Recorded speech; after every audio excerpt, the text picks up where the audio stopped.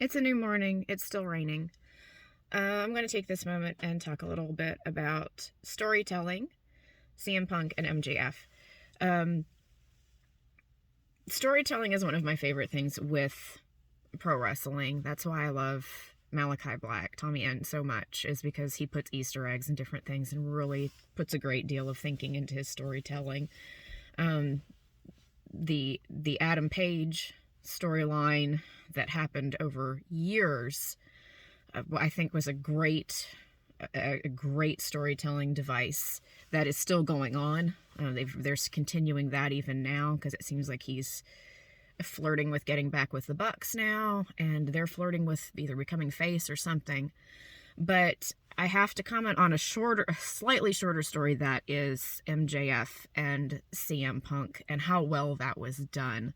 Because the story was specifically that MJF became the monster he became because he was disappointed by what Punk did. And Punk's reaction was, yes, he was a horrible person at certain points in his career. He was an unhappy person at certain points in real life in his career. And that caused him to be a certain way, do certain things. And that also is something that he's trying to get better. He's trying to be a better person. Whereas rather than take a redemption arc, MJF has just embraced the dark side and is a horrible human.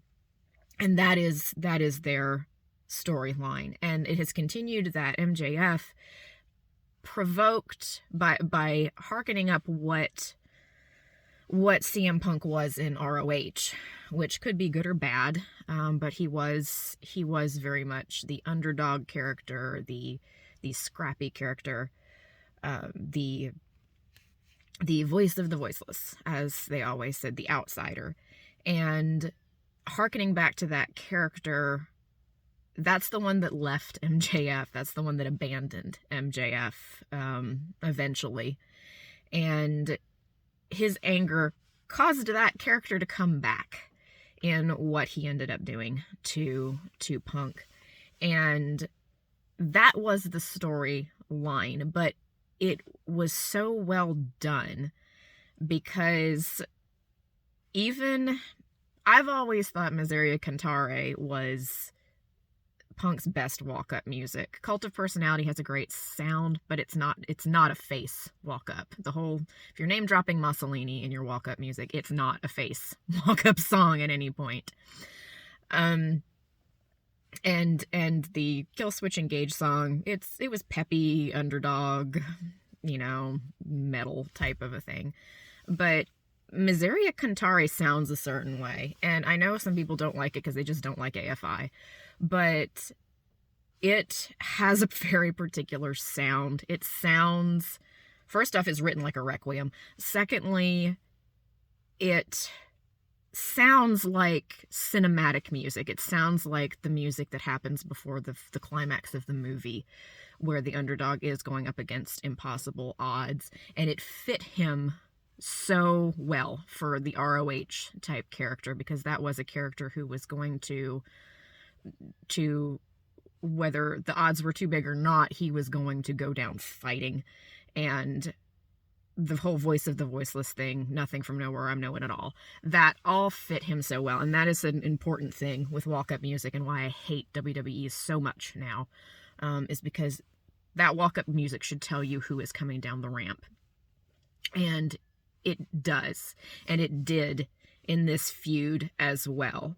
MJF had brought back the person he loved and who inspired him. He brought that person back, and he brought that person back to destroy him and to destroy MJF.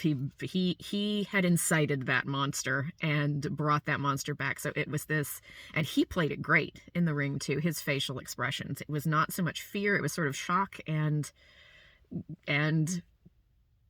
what have I done? And that was such great storytelling, and I could tell Punk was having a good time too, and it's nice to see him happy. And he truly seems happy now. And that's something that he very clearly wasn't for a long time.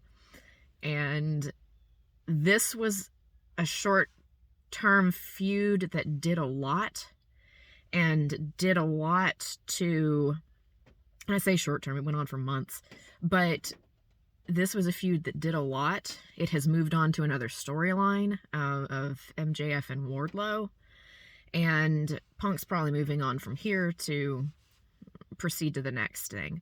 But that is what your booking needs to do, and that is what your storytelling, when you let the people be the characters, that is what they're supposed to do. And MJF is still the worst person, and CM Punk is still the one fighting for what he needs to redeem himself from.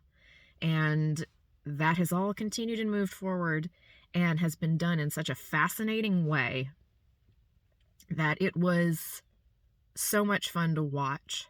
And why that particular walk up at the end, where he had dressed again like what he was in ROH, and I know they were shouting out ROH a lot because Tony Khan bought it, but where they were shouting out who he was in ROH goes back even to his first promo he gave when he came back, is that he hasn't been a wrestler since he left there. He hasn't been happy since he left there.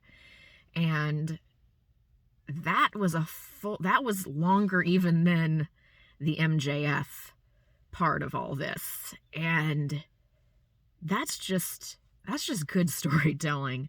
And that is the thing AEW is killing it with, and New Japan does too, so much better. And that is why I think that match was so effective and was so good, and why I just loved it, and still get chills from Miseria Cantare.